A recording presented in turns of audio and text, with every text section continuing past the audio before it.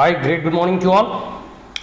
आज हम लोग बात करेंगे इस वीडियो में स्पेसिफिकली एक रिपोर्ट है जो कि नीति आयोग के द्वारा जो है जारी किया गया है और वो रिलेटेड है प्लास्टिक से। मतलब जैसे देखिए, भारत जो है, भारत सरकार और इंडियन गवर्नमेंट के द्वारा जो है इस जुलाई से, मतलब 1 जुलाई से जो प्लास्टिक है उस पर जो है बैन कर दिया गया है। मतलब सिंगल यूज प्लास्टिक के ऊपर मतलब जो है प्रतिबंध लगाया गया है। तो अब सिंगल यूज प्लास्टिक का अल्टरनेटिव क्या होगा, इसको लेकर जो है एक नीति आयोग का रिपोर्ट आया है। NITI Aayog report on alternative to plastics of single use. ठीक है, तो उन्होंने कुछ ऐसे तकनीक या फिर कुछ ऐसा अल्टरनेटिव का सजेशन दिया है। मतलब एक प्रकार से कह सकते हो कि उनके ओपिनियन में क्या होना चाहिए, इसके बदले में क्या प्रयोग किया जाना चाहिए, इन तमाम चीज़ों के बारे में हम लोग जिक्र करेंगे। ठीक है, तो सबसे पहले कुछ हम स्टेटस की बात कर लेते हैं कि अभी जो है कितना प्लास्टिक भारत में जो है जनरेट होता है एज ए वेस्ट के रूप में। ठीक है, और क्या स्थिति है। तो लगभग इंडिया जो है 3.47 मिलियन जो है टन ऑफ प्लास्टिक जो है वेस्ट के रूप में प्रति साल जो है कह सकते हो कि इसका जो है उत्पादन होता है। और लगभग जो है मात्र 60% जो है प्लास्टिक जो है रिसाइकल होता है और मतलब रिकलेक्ट किया जाता है, और 40% ऐसे प्लास्टिक जो है वो प्रदूषण फैलाने का काम करता है। मतलब लैंड पॉल्यूशन हो, एयर पॉल्यूशन हो, वाटर पॉल्यूशन हो, मैराइन पॉल्यूशन हो। ठीक है, तो ये सब सारे पॉल्यूशन का जो है वो 40% प्लास्टिक जो है वो प्रदूषण फैलाने का कारक होता है। आगे सबसे प्रमुख है इसमें गोवा, दिल्ली और केरला। ये 3 ऐसे हैं जिसमें मतलब स्टेट कह सकते हो जहाँ की प्लास्टिक जनरेशन या फिर प्लास्टिक वेस्ट जो है पर कैपिटा के हिसाब से बहुत अधिक है। और नागालैंड, सिक्किम और त्रिपुरा जो है सबसे कम है, जहां प्लास्टिक वेस्ट का जनरेशन बहुत कम होता है। ठीक है, ग्लोबली जो है 97 to 99% जो प्लास्टिक है वो फॉसिल फ्यूल्स मतलब पेट्रोलियम वगैरह पदार्थों से जो है बनता है, और मात्र जो है 3% और 1 से 3% प्लास्टिक जो है बायोडिग्रेडेबल होता है और बायो प्लांट से इसे बनाया जाता है। ठीक है, क्लियर हो गया।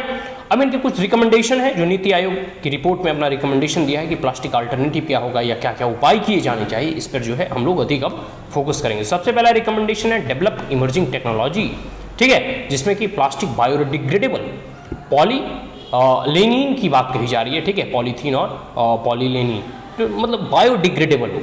ठीक है, बायोडिग्रेडेबल मतलब जो जैसे मतलब सड़ गल आसानी से जाता है उसे बायोडिग्रेडेबल कहते हैं। ऐसे प्लास्टिक जो है जल्दी सड़ता नहीं, ये वातावरण में बहुत लंबे समय तक अटेंड करता है। मतलब एक प्रकार से कह सकते हो कई 1 सालों तक जो है ये जो है मतलब एज इट इज रहता है, ये जल्दी डिग्रेड नहीं होता है, जल्दी खत्म नहीं होता है। तो वह एक प्रदूषण का कारण बनता है। और हर जगह देखो, हम लोग जो पानी पीते हैं, हम लोग जो भोजन करते हैं, फिर जो मछली वगैरह है उसके मतलब फिर जो जानवर वगैरह है उसके माध्यम से जो भी चीज़ हम कंज्यूम करते हैं उसमें प्लास्टिक का जो है कंटेंट आता है, जो कि हमारे हेल्थ के लिए जो है नुकसानदायक है।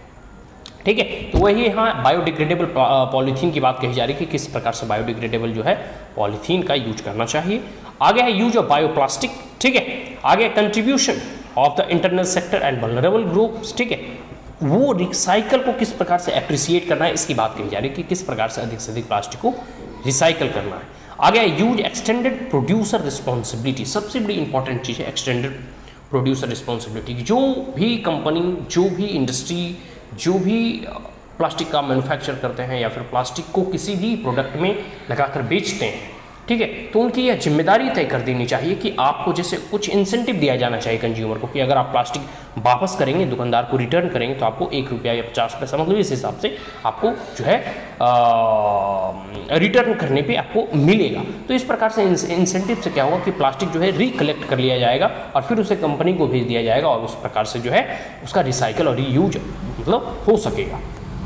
तो एक्सटेंडेड प्रोड्यूसर रिस्पॉन्सिबिलिटी कहने में जो इसे प्रोड्यूस करता है, जो मैन्युफैक्चरिंग है, जो कंपनी है, उसका यह दायित्व है और उसकी रिस्पॉन्सिबिलिटी है कि वह प्लास्टिक को रिकलेक्ट कैसे करे और रिसाइकल कैसे करे। ठीक है, आगे लेबलिंग एंड कलेक्शन।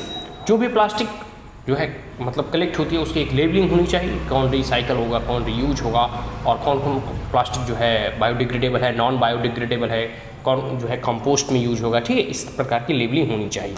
आगे ट्रांसपेरेंसी, कितने वेस्ट जनरेट होते हैं, कितना रिसाइकल होता है, कहाँ कहाँ कलेक्शन होता है, कहाँ कहाँ डिस्पोज होता है, इन सब का डाटा और जो है कह सकते हो कि एक प्रकार से रिसर्च एंड डेवलपमेंट करने की ज़रूरत है। इसमें डाटा कलेक्ट करके और पूरे पब्लिक प्लेटफॉर्म पे इसे दिखाना चाहिए, तब ट्रांसपेरेंसी आनी चाहिए, तभी तो असलियत लोगों को मालूम चलेगा।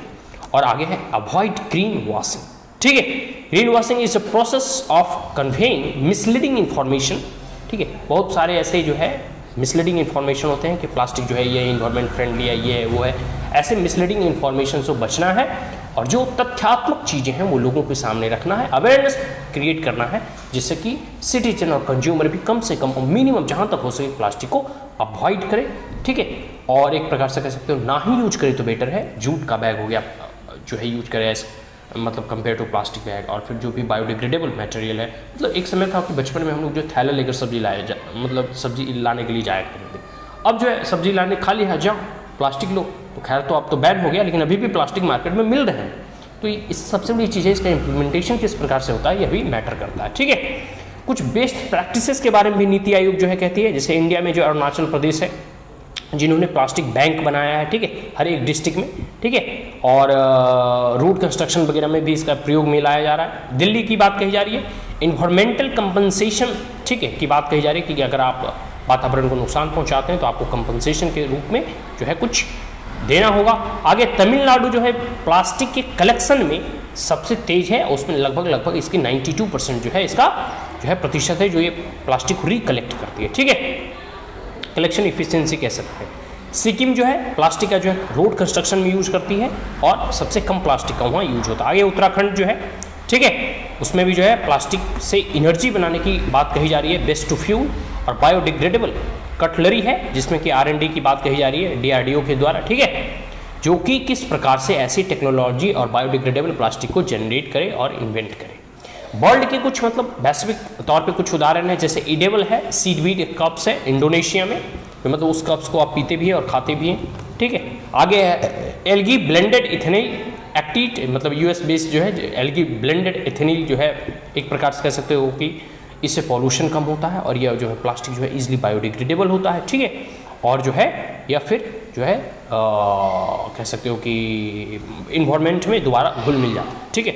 आगे zero plastic recycle paper bottle, जो रिसाइकल जो पेपर बॉटल है उसे रिसाइकल की बात कही जा रही है और प्लास्टिक को जीरो यूज करने की बात कही जा रही है। वुड बेस्ड पेपर पैकेजिंग, ठीक है, इसकी बात कही जा रही है। आगे है बायो ट्रांसफॉर्मेशन प्रोसेस, ठीक है, ये यूके में यूज होता है। कुछ टाइप्स ऑफ कह सकते हैं कि इन्वायरमेंट फ्रेंडली प्लास्टिक की यहाँ चर्चा किया गया है नीति आयोग की रिपोर्ट में, जिसमें है बायो प्लास्टिक है, बायोडिग्रेडेबल प्लास्टिक है, कम पोस्टेबल प्लास्टिक है और फिर ऑक्सो डिग्रेडेबल प्लास्टिक्स है, ठीक है।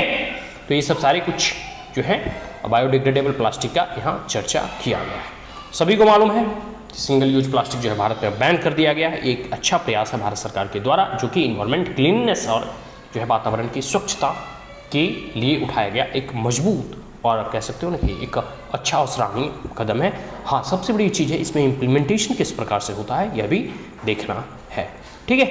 तो ओनली वंस मतलब सिंगल यूज प्लास्टिक को इसमें बैन किया गया है और 21 आइटम्स इसमें इंक्लूड किए गए हैं, ठीक है, इस लिस्ट में, जो कि सिंगल यूज के क्राइटेरिया और कैटेगरी में आता है, जैसे प्लास्टिक स्टिक हो गया, प्लास्टिक स्टिक्स फॉर बैलून्स हो गया, प्लास्टिक फ्लैग हो गया, कैंडी स्टिक्स हो गया, आइसक्रीम स्टिक्स हो गया, ठीक है, थर्मोकोल फॉर डेकोरेशन हो गए, प्लास्टिक कप्स, ग्लासेस, कटलरी, ठीक है, फॉक्स वगैरह, स्पून वगैरह, चम्मच वगैरह जो है, काटा चम्मच, नाइफ्स, स्ट्रॉ, ये सब सारे जो है प्लास्टिक की कैटेगरी में आते हैं और इसे बंद किया गया है, जो कि लेस दैन 100 माइक्रोक्रॉन से नीचे होगा, ठीक है।